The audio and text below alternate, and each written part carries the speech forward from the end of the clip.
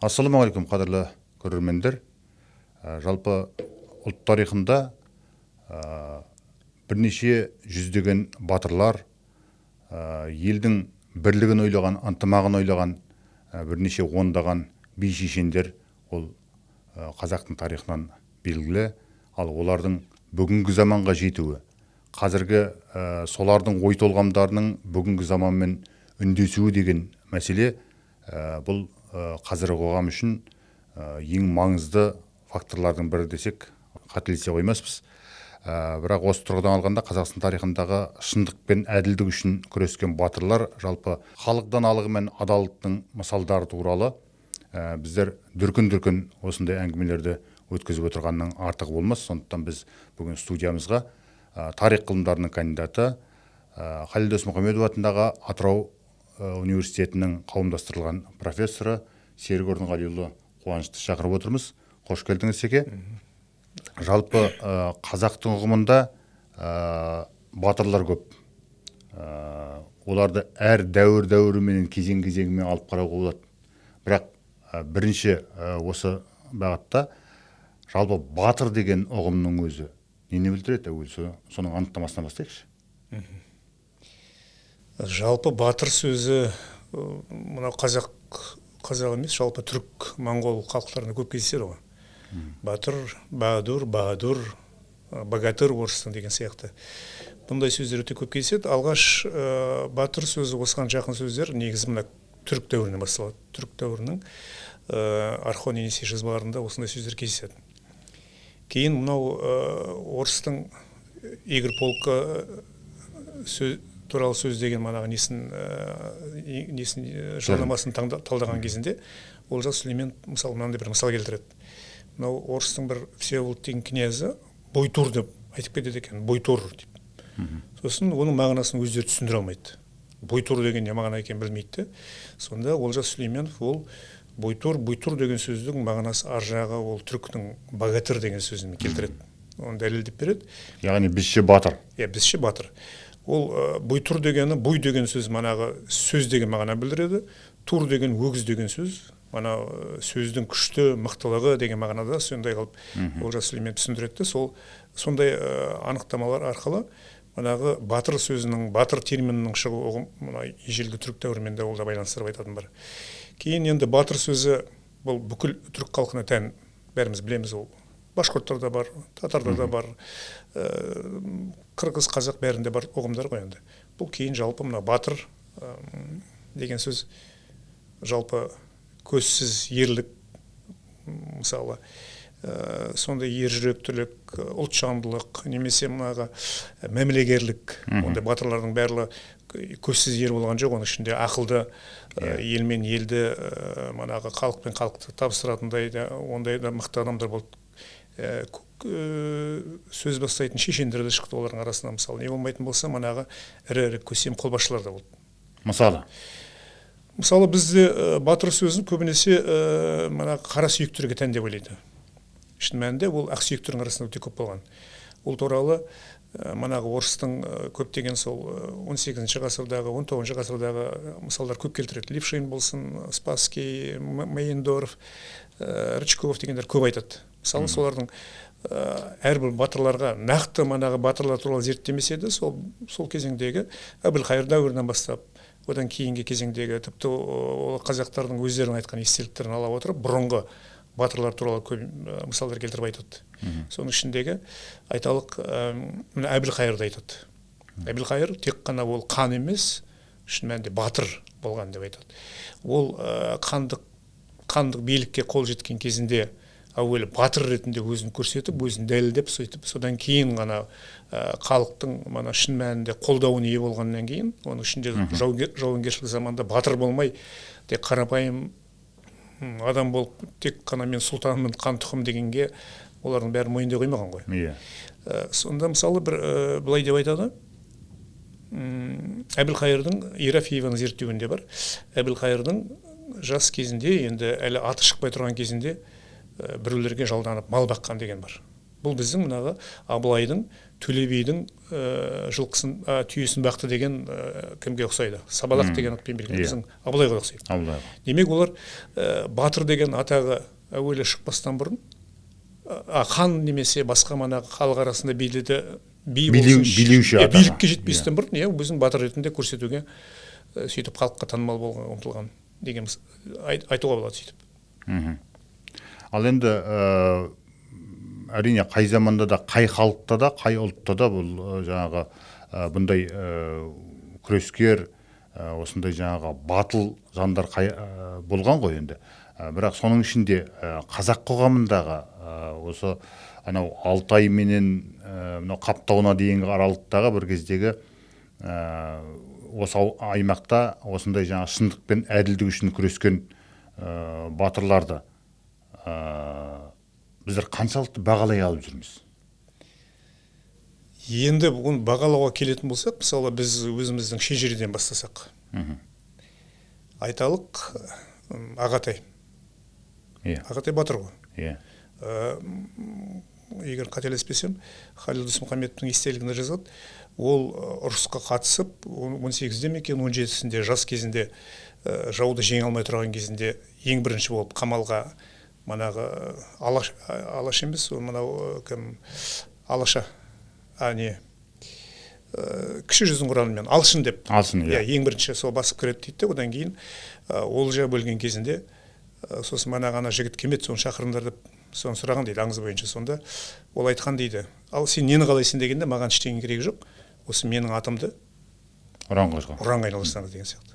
Айталық, халықтың сол кезеңдегі оны мойындаған. Сол кезеңде оған берген бағасы. Не болмайтын болса, дәл осындай мына Ойбас деген орта жүзде бар, емесі наймандардың арасында шыққан әртүрлі батырлардың арасында, басқа рулардың бәрінде де осылар батырлардың аттарын ұран қылып шыққан бар. Ұранға айналған есімдері. Бекет атанды айтатын болсақ та, ол тек қана ол әулиелік ғана емес, ол батырлығымен де белгілі болған. Сондықтан оны да мысалы халық арасында оларды Қосай батыр адайлардың ішінде, олардың барлығы сол халық әрбір рудың немесе сол бөлімдерінің бірінші кезекте рудың атына аттарын беру, яғни солардың атымен атау, ұран қылып атау, оларға берілген сол заманда-ақ берілген бағасы деп айтуға болады. Екінші жағын алатын болсақ, біздің барлық жырларымыз, солардың ішінде қай жырларды білеміз дегенде, қисса дастандар болсын, әртүрлі жыраулар айтқан болатын болсын, ең бірінші есімізге түсетін батырлар жыры. Сонда батырлардан бастаймыз. Кішкентай баланың бәрі Қобыланды, Алпамыс, немесе Қамбар, Ертөстік деген сияқты сол батырлардың атын кішкентайынан жаттап өседі. Бұл да сол халықтың, сол елдің батырларға берген бағасы деп айтуға болады. Ал сол батырлар, сонау ақылым заманнан бері ауыздан ауызға көшіп келе жатқан сол батырлар жыры, сол батырлардың ерлігі, жаңағы ержүректігі, соны біз қазіргі ұрпақтың, қазіргі ұланның санасына сіңіре алып жүрміз бе? Қазіргі енді жағдайды білеміз ғой, біз ешкімді мысалы кітап оқы деп қанша айтқанмен де оны көндіре алмаймыз. Бүкіл халықтың даналығы да, бүкіл қазақ халқының керемет туындылардың барлығы сол кітаптың ішінде ғой енді қазір. Енді қазіргі заманда мүмкін осындай насихат жұмыстары арқылы, мүмкін соларды бөліп салу арқылы болатын шығар, подкастымен, интернет жүйесінде, әлеуметтік желі арқылы сөйтіп насихаттау керек шығар. Мен бір ойым деп айтып отырған. Шын мәнінде оқимын, іздеймін деген адамға қиындық жоқ. Ол біздің барлық батырларымыз, бер жағында бәріміз білетін Сырымды айтайық, мейлі Исатай Махамбетті айтайық, өзімізге белгілі.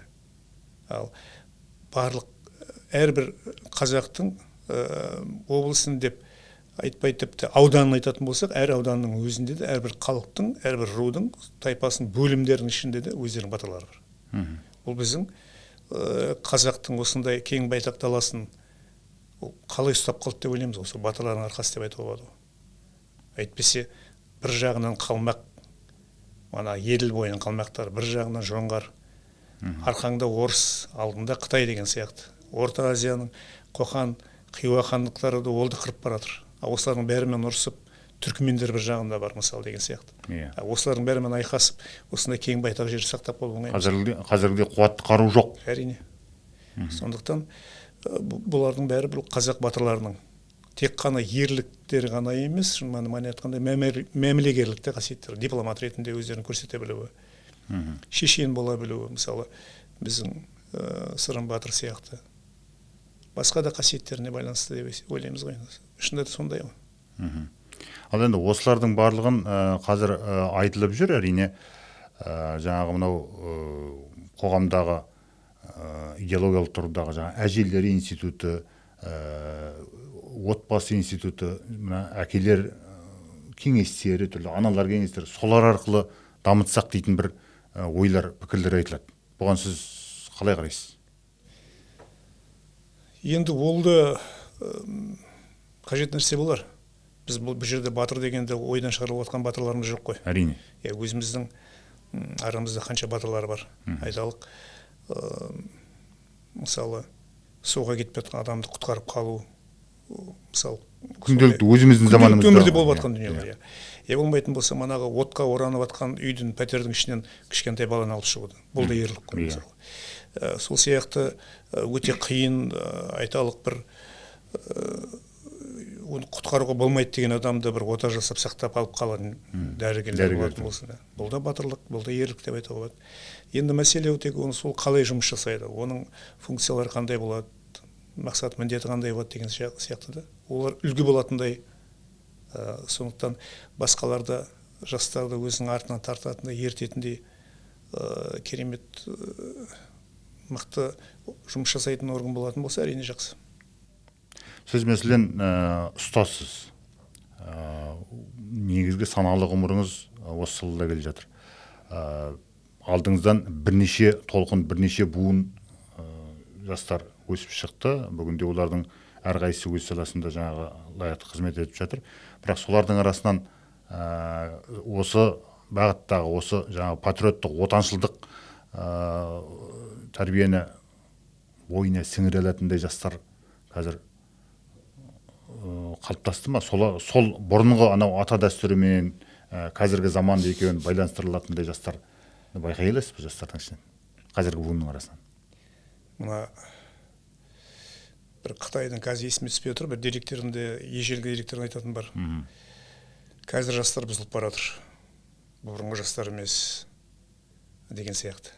Ол әрбір Қытай елінде. Әрбір халықтың, әрбір елде болатын әңгіме.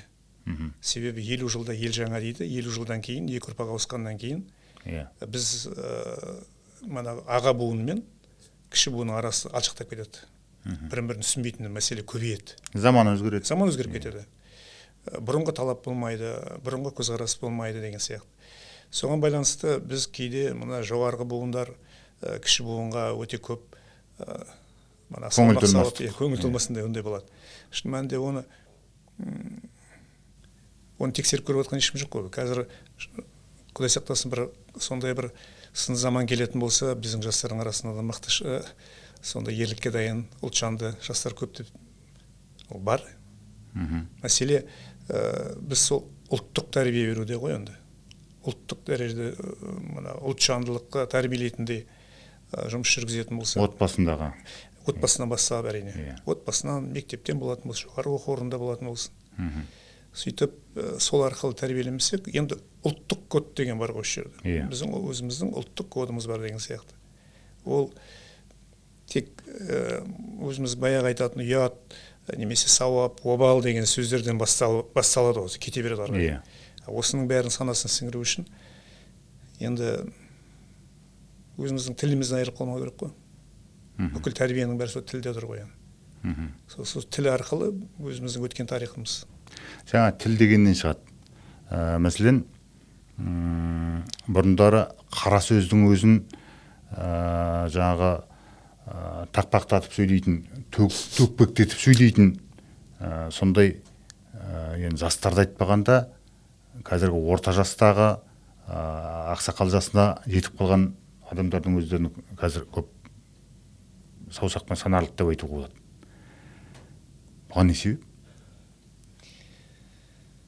Қазір енді мынандай болды ғой, мынау жалпы бұрын қазақ халқының жалпы көшпенді халықтардың тарихы ретінде біз сөздің құдіретіне сендік. Сөздің соған тоқтадық. Сөзбен талай дау тоқтатқан қазақ қой. Қазір қағаздың заманы. Біз енді көбінесе қағазға жазған нәрсені есімізде сақтай бермейміз деген сияқты. Әйтпесе анау қырғыздардың Манас жырын тоқтамай бәлен күн айтып шығатын таңды таң ұрып айтатын. Кішкентай 5-7 жастағы балдар бар ғой енді. Демек бұндай қасиет бұл қазақтардың арасында бар. Бірақ біз мана айтқандағыдай өзімізге неғұрлым мына прогресс арқылы жұмысымызды жеңілдеткен сайын мына мидың өзінің бір қасиеті жалқаулап ми. Ол да сол жеңілдікке үйреніп кетеді. Неғұрлым оны күрделі, қиын мана айтқандағыдай салып отырмаса жұмыстарға. Біздің кезімізде мысалы телевидение онда жұмыс көрсеткен жоқ еді енді.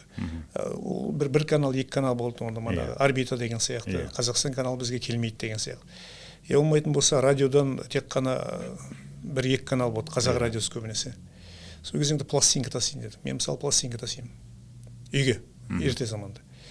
Сонда әжеміз отырып тыңдайтын еді. Сонда қасында отырып бәріміз тыңдайтын едік. Батырлар жырын деген сияқты. Үй болды, отбасы болды. Енді үй болғанда, енді қасында кім бар, ол кісі қасына отырады да, қойып отыратын біреу керек пластинкасын.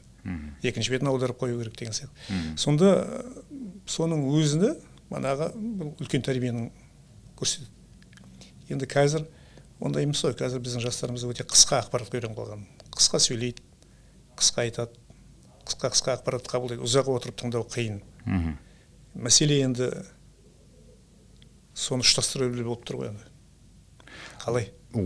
Қалай, міне, осыдан келіп жаңа туындайды, жаңа қазақ халқының жаңа даналығы, бұған енді қазақ халқының даналығына бүкіл әлем ғалымдарының өзі сонау заманнан бері қарай анау керемет саяхатшылардың өздері жиһан кездері әлемді кезген.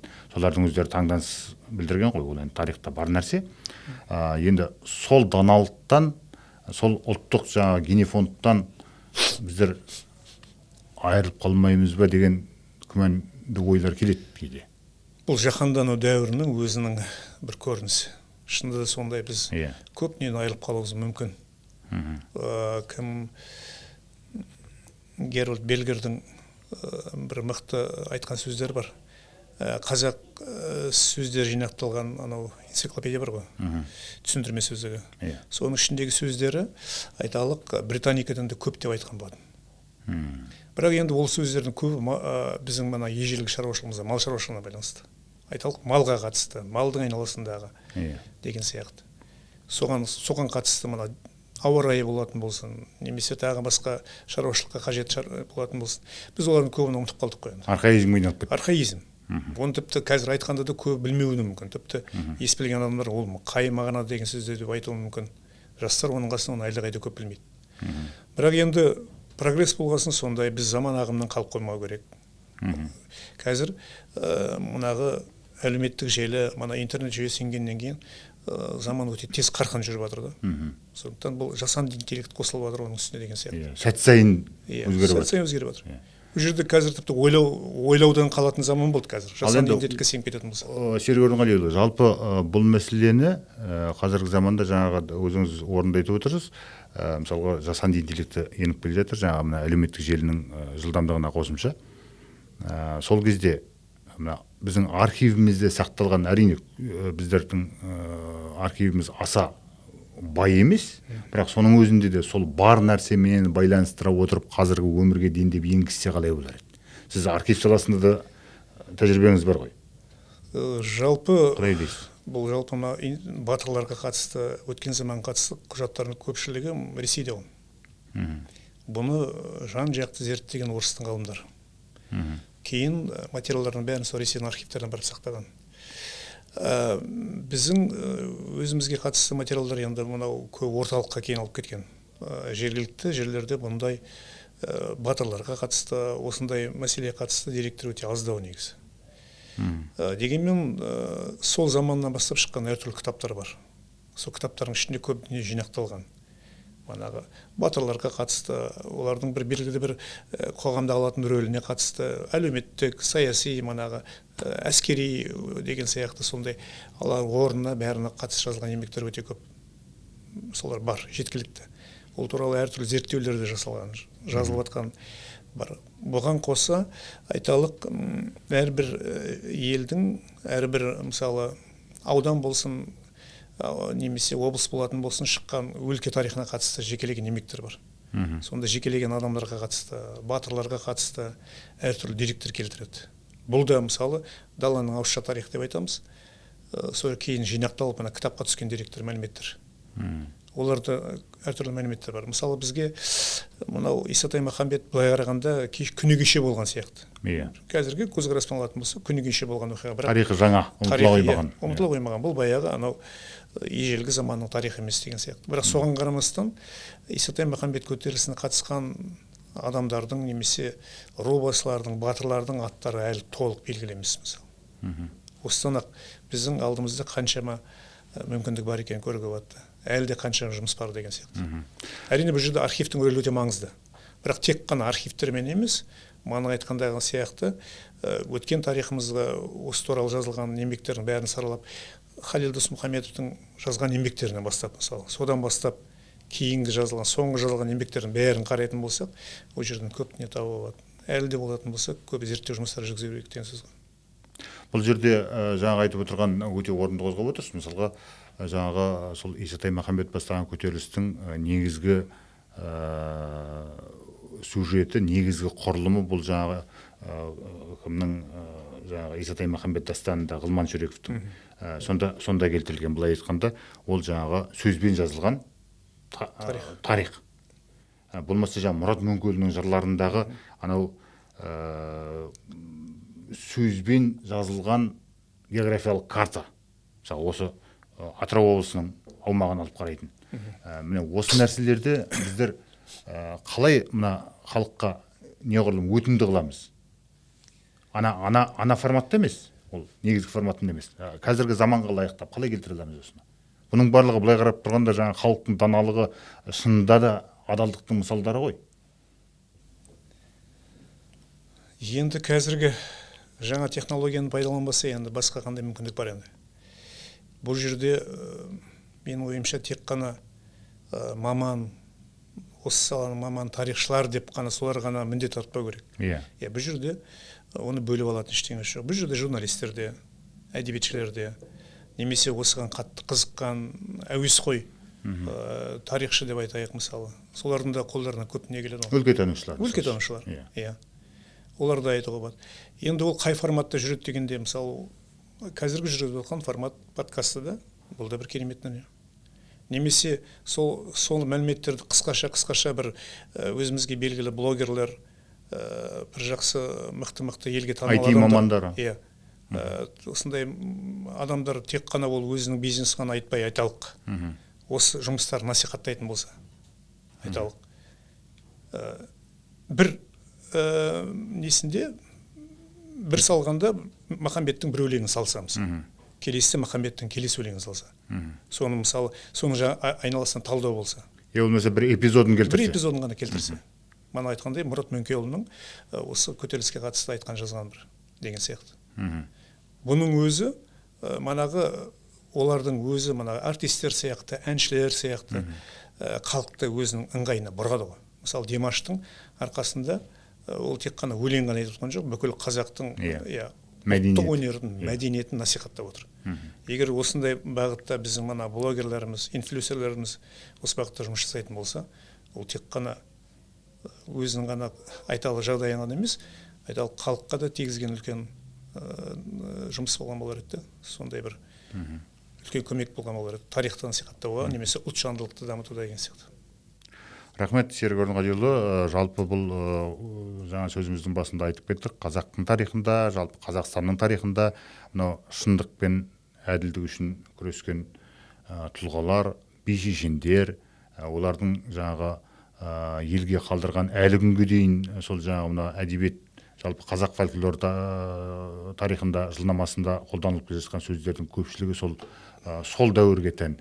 Сондықтан да жалпы осы халықтың даналығы ол тек қана міндетті түрде жаугершілік замандағы жаңағы ерлік қаһармандық істер емес, жалпы күнделікті өмірден алынған тәжірибе арқылы айтылған халықтық жаңағы даналыққа айналып кеткен сөздерінің өзі біздің ұлтымыздың жаңағы кодын қалыптастырып, генефондын ілгері қарай, келешекке қарай жаңағы жалғастыра берері ол сөзсіз.